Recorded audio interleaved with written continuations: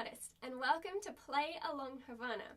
Here you can choose one of 3 parts, go away and learn and practice your part, and then come back and enjoy playing along. Part 1 is really easy. It's based off a 2-note pattern that is repeated again and again and again. And in classical music, we call this an ostinato. The notes found in this pattern, if you play a C instrument, are B flat, A, A, A, A. Part 2 is a 3-note pattern that's in rhythmic unison with the first part. The notes for this part are G, E flat, D, D, D, D. Now part 3 gets to play the melody, and if you would like a tutorial on how to play the melody, please visit one made by Mr. Selfridge in the link that will be down in the description.